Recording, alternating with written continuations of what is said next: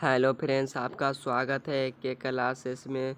तो आज हम लोग पढ़ने वाले हैं जीव विज्ञान का ऑब्जेक्टिव क्वेश्चन यानी क्वेश्चन बैंक सिर्फ जीव विज्ञान यानी बायोलॉजी का, जो हमारे फाइनल बोर्ड परीक्षाओं के लिए काफ़ी ज़्यादा इम्पोर्टेंट होने वाला है। बिहार बोर्ड परीक्षा 2025 क्लास 10th के लिए यह बायोलॉजी का ऑब्जेक्टिव क्वेश्चन काफ़ी ज़्यादा इम्पोर्टेंट होने वाला है और यह सभी क्वेश्चन बार बार परीक्षाओं में पूछा जाता है और आने वाले फाइनल बोर्ड परीक्षाओं में भी पूछा जाएगा। तो आज का क्लास स्टार्ट करते हैं और आपसे एक छोटा सा रिक्वेस्ट है, अगर चैनल पर नया है तो चैनल को सब्सक्राइब और वीडियो को प्लीज़ ज़रूर लाइक कर लीजिएगा ताकि आपके पास नोटिफिकेशन पहुंचता रहे और आप अपनी तैयारी अच्छे तरीक़ों से करते रहें।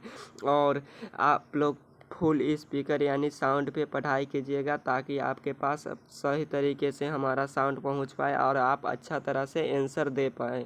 और जितना भी आपका क्वेश्चन याद हो प्लीज़ उसे रिवीजन करने का प्रयास कीजिएगा। हमारे फाइनल बोर्ड परीक्षाओं के लिए रिवीजन काफ़ी ज़्यादा इम्पोर्टेंट होता है और रिवीजन करना अति महत्वपूर्ण आवश्यकता है। तो चलिए आज का क्लास स्टार्ट करते हैं। पहला नंबर क्वेश्चन है, मनुष्य के शरीर की सबसे बड़ी ग्रंथि कौन है? मनुष्य की शरीर की सबसे बड़ी ग्रंथि कौन है? तो मनुष्य की सबसे बड़ी ग्रंथि शरीर की लीवर होती है यानी यकृत। इसका राइट आंसर हो जाएगा ए, लीवर। चलिए क्वेश्चन नंबर अगला देखते हैं। अगला नंबर क्वेश्चन है, गवाइटर अथवा घेघा पनपता है। गवाइटर अथवा घेघा पनपता है किसके कारण? तो यह आयोडीन के कमी के कारण पनपता है। इसका राइट आंसर बी होगा, आयोडीन के कमी के कारण। चलिए क्वेश्चन नंबर अगला देखते हैं। अगला नंबर क्वेश्चन है, मानव में डायलिसिस थैली है। मानव में डायलिसिस थैली है तो मानव में डायलिसिस थैली नेफ्रॉन होता है। इसका राइट आंसर ए होगा, नेफ्रॉन। चलिए क्वेश्चन नंबर अगला देखते हैं। अगला नंबर क्वेश्चन है, भोजन का पाचन किस प्रकार की अभिक्रिया है? भोजन का पाचन किस प्रकार की अभिक्रिया है? तो यह उपचयन अभिक्रिया है। इसका राइट आंसर ए होगा, उपचयन। चलिए क्वेश्चन नंबर अगला देखते हैं। अगला नंबर क्वेश्चन है, निम्नलिखित में से कौन सा पादप हार्मोन है? निम्नलिखित में से कौन सा पादप हार्मोन है? तो पादप हार्मोन कितने प्रकार के होते हैं? तो 4 प्रकार के होते हैं और इसमें से कौन है? साइटोकाइनिन है। तो इसका राइट आंसर डी होगा, साइटोकाइनिन। चलिए क्वेश्चन नंबर अगला देखते हैं। अगला नंबर क्वेश्चन है, दो तंत्रिकाओं कोशिका के मध्य खाली स्थान को कहते हैं। और अथवा में ऐसे भी क्वेश्चन पूछा जा सकता है हमारे फाइनल बोर्ड परीक्षाओं में, दो न्यूरॉनों के संपर्क बिंदु को क्या कहते हैं? यानी दो न्यूरॉनों के संपर्क बिंदु को क्या कहते हैं?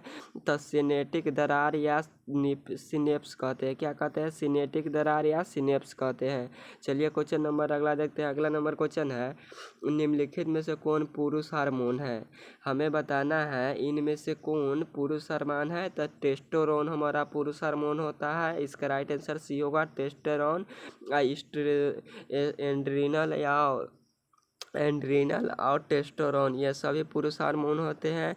एस्ट्रोजन जो होता है वो मदालिंग हार्मोन होता है। नॉर्लिंग हार्मोन होता है टेस्टोस्टेरोन, यही और एस्ट्रोजन। चलिए क्वेश्चन नंबर अगला देखते हैं। अगला नंबर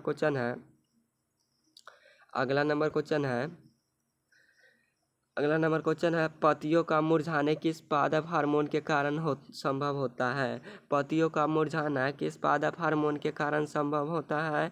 तो यह किस हार्मोन के कारण संभव होता है? यानी पेड़ पौधों का पत्तियाँ मुरझ जाती है। यानी मुरझ जाती है किसके कारण मुरझ जाती है? तो अब्सेसिक अम्ल के कारण मुरझ जाती है। इसका राइट आंसर सी होगा, एब्सेसिक एसिड। चलिए क्वेश्चन नंबर अगला देखते हैं।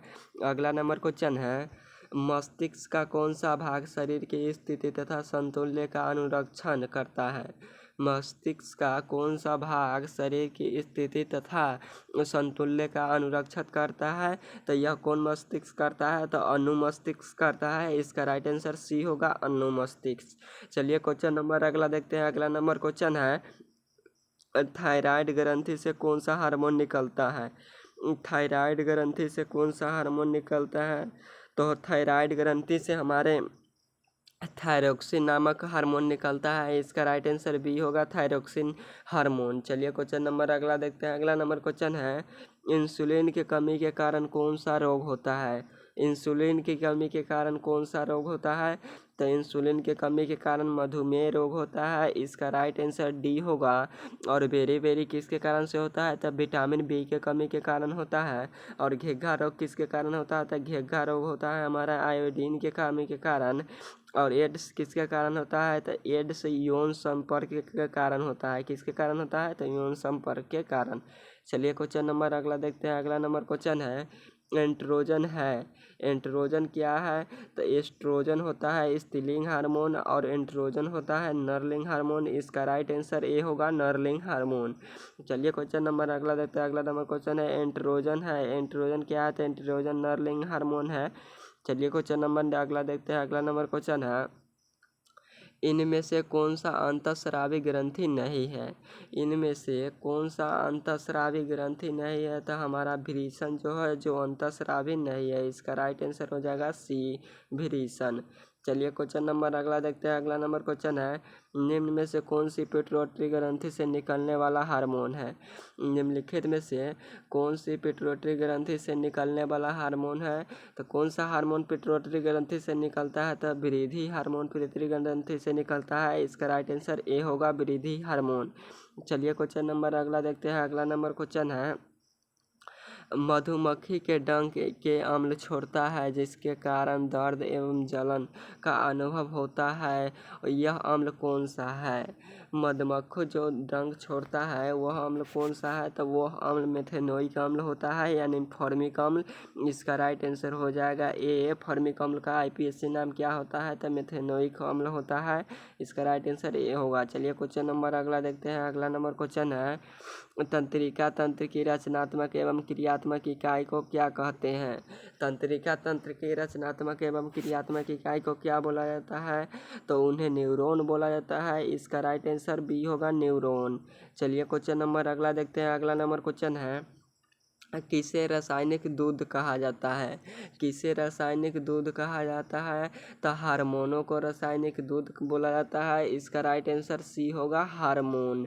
चलिए क्वेश्चन नंबर अगला देखते हैं। अगला नंबर क्वेश्चन है शरीर का संतुलन बनाए रखता है। शरीर का संतुलन कौन बनाए रखता है? तो शरीर का संतुलन हमारे शरीर में सेरिब्रम बेलम होते हैं जो बनाए रखते हैं। इसका राइट आंसर ए होगा सेरिबेलम। चलिए क्वेश्चन नंबर अगला देखते हैं। अगला नंबर क्वेश्चन है किशोरावस्था में होने वाले शारीरिक परिवर्तन के कारण क्या है? किशोरावस्था में होने वाले शारीरिक परिवर्तन का कारण क्या है? तो टेस्टोस्टेरोन और एस्ट्रोजन ये दोनों है। ए और बी दोनों। इसका राइट आंसर बी डी होगा दोनों। ए और बी दोनों होगा। चलिए क्वेश्चन नंबर अगला देखते हैं। अगला नंबर क्वेश्चन है निम्नांकित में से पादप हार्मोन नहीं है। निम्नांकित में से कौन पादप हार्मोन नहीं है? तो ए में दिया है एथिलीन, सी में दिया है ऑक्सिन और डी में दिया गया है ऑक्सोटिसन और बी में दिया है साइटोकाइनिन। तो इसका राइट आंसर डी होगा। ऑक्सोटोसिन जो है ना वो पादप हार्मोन नहीं है, यह मानव हार्मोन है। चलिए क्वेश्चन नंबर अगला देखते हैं। अगला नंबर क्वेश्चन है पुष्पी पादपों में अलैंगिक जनन होता है। पुष्पी पादपों में अलैंगिक जनन किसके द्वारा होता है? तो यह फूलों के द्वारा होता है। इसका राइट आंसर बी होगा फूलों के द्वारा पुष्पी पादपों में लैंगिक जनन होता है। चलिए क्वेश्चन नंबर अगला देखते हैं। अगला नंबर क्वेश्चन है मानव मदद जनन तंत्र का भाग नहीं है। और यह भी क्वेश्चन हमारे फाइनल बोर्ड परीक्षाओं में कितना बार पूछा गया है। मानव मदद जनन तंत्र का भाग इनमें से कौन नहीं है? तो हमारा शुक्रवाहिका जो है ना वो मानव मदद जनन तंत्र का भाग नहीं है, शुक्रवाहिका। इसका राइट आंसर सी होगा। चलिए क्वेश्चन नंबर अगला देखते हैं। अगला नंबर क्वेश्चन है नर युग्मक एवं मादा युग्मक के संलग्न को क्या कहते हैं? नर युग्मक एवं मादा युग्मक के संलग्न को क्या बोलते हैं? तो उन्हें इनमें से कौन नहीं बोला जाता है? इसका राइट आंसर डी होगा इनमें से कोई नहीं। उन्हें क्या बोला जाता है? तो उन्हें जाइगोट बोला जाता है जो ऑप्शन में नहीं दिया है।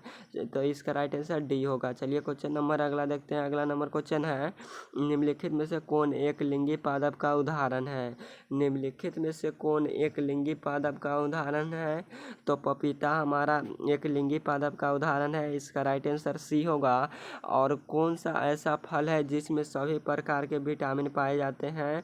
तो यह पपीता होता है। चलिए क्वेश्चन नंबर अगला देखते हैं। अगला नंबर क्वेश्चन है फूलों पुष्प में नर प्रजनन अंग है।